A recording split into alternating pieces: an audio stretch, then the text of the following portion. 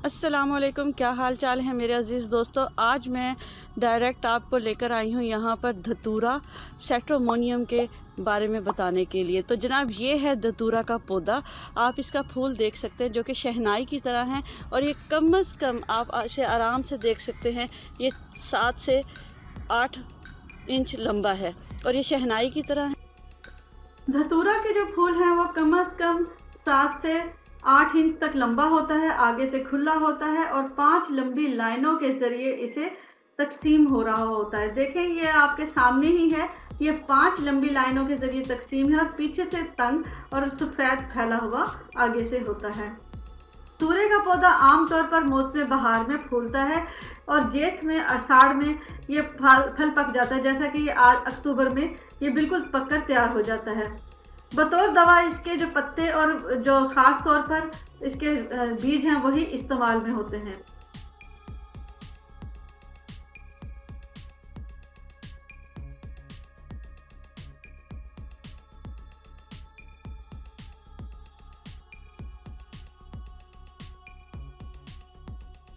इसे आम तौर पर पौधे को, जैसा कि हम जानते हैं, कहा जाता है जहन्नुम की घंटियाँ, शैतान की घंटी, डेवल बेल। इसके बाद इसके कई नाम हैं जैसे कि जैस्मिन विड। लेकिन इसका सबसे बड़ी जो ख़ासियत है, अगर हम देखें तो एलोपैथिक और होम्योपैथिक में इसका नाम सेरोमोनियम है। और अगर हम इसके पत्तों का जायज़ा लें, ये हमने इसके फूल का जायज़ा लिया है, अब हम इसके पत्ते देखते हैं। इसके पत्ते देखें, बहुत ही ज़्यादा दबीज़ हैं, गहरे हैं और सब्ज़ कलर के हैं और ये बिल्कुल बैंगन की तरह हैं। इसके पत्तों की जो ख़ासियत है वो ये है कि अगर जिस औरत के बाल लंबे ना हों तो वो इसे पीस कर इसके आराम से इसको मेहंदी की तरह लेप अपने सर में करे। लेकिन अरसा दराज चाहिए, लेकिन चाहिए ज़रूर, ये ज़रूर लंबे करता है।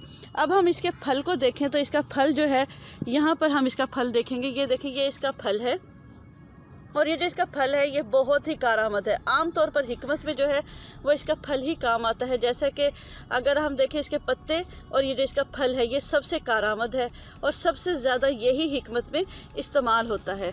ये आम तौर पर आपको बहुत जगह मिल जाएगा। इसके बहुत सारे फ़ायदे हैं।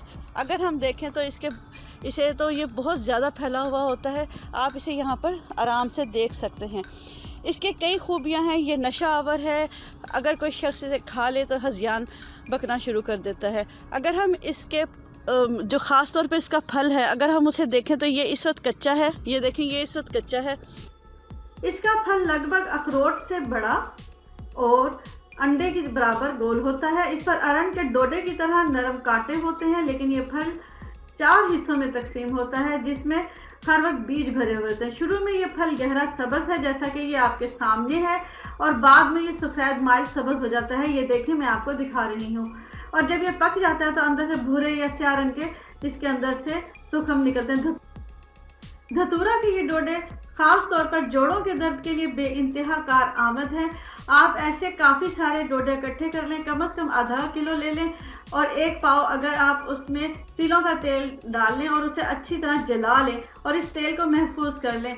जहाँ पर आपके बहुत ज़्यादा जोड़ों में, घुटनों में दर्द है, वहाँ पर इसकी हल्की सी मालिश करें और उसके बाद अरंड के पौधे जो हैं उसका एक पत्ता लेकर उस पर बांध दें और गर्म पट्टी से इसे ढाँप लें। तो इंशाल्लाह 1 से 2 दफ़ा में ही आपको जोड़ों के दर्द से निजात मिल जाएगी।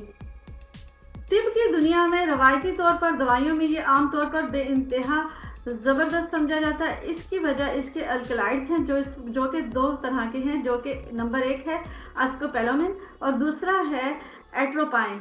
ये 2 तरह के इसके अंदर पाए जाते हैं जो कि आम तौर पर इसे दवाइयों के लिए बेइंतहा। तो क्या आप इसे बड़े आराम से देख सकते हैं कि किस तरह का ये हमारे पास धतूरा का बीज है जो कि बहुत कारआमद है।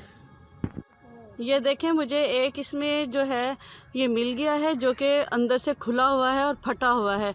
ये देखें, इसे अंदर से इसके बीज देखें, इसके अंदर जो है ये बीज हैं और ये इस वक्त तो भूरे कलर के हैं, लेकिन जब ये सूख जाते हैं तो ये ब्लैक कलर के हो जाते हैं और यही बीज जो है वो हिकमत में बहुत ज़्यादा कारआमद होते हैं।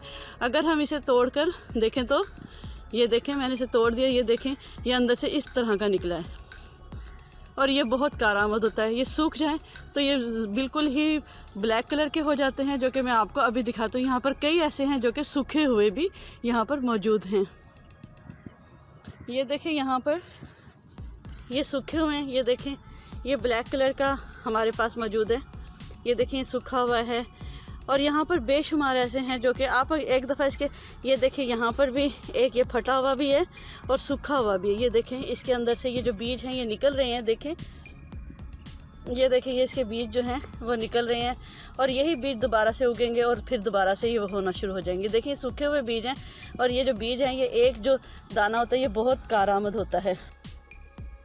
आमतौर पर किसान लोग जो हैं वो इसे अपने बिल्कुल फसलों के नज़दीक लगाते हैं। देखिए ये मेरे पास जो है चावल की फसल है और इसके बिल्कुल साथ में ही धतूरा लगा हुआ है। इसकी वजह ये होती है कि धतूरा की वजह से जितनी भी फसलें उगती हैं उसके अंदर छोटे मोटे कीड़े तो वैसे ही नहीं आते और अगर जो बड़ा जानवर भी आ जाता है तो वो ये इसके जहर की वजह से भाग जाता है।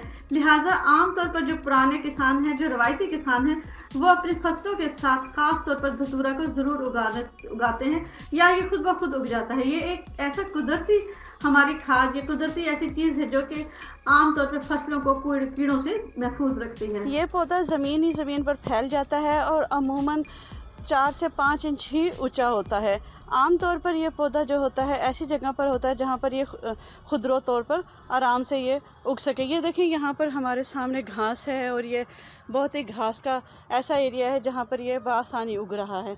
आप इसे आराम से देख सकते हैं कि किस तरह ये आम तौर पर खुदरो पौधा है और ख़ुद ब खुद उगता है। इसकी कलियाँ देख लें, कलियाँ देखें इसकी, ये अभी फूल नहीं बनी है लेकिन आगे ये फूल जाकर इस तरह के बन जाते हैं। देखें ये सफ़ेद कलर के फूल हैं जो कि बहुत ही ज़्यादा खूबसूरत हैं और इसे आम तौर पर लोग हिकमत में इस्तेमाल भी करते हैं।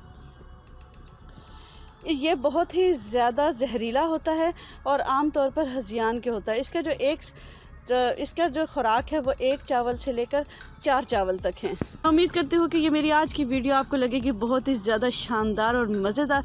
अगर ये वीडियो आपको पसंद आए तो प्लीज़ लाइक करें, सब्सक्राइब करें और शेयर करें। माय यूट्यूब चैनल देख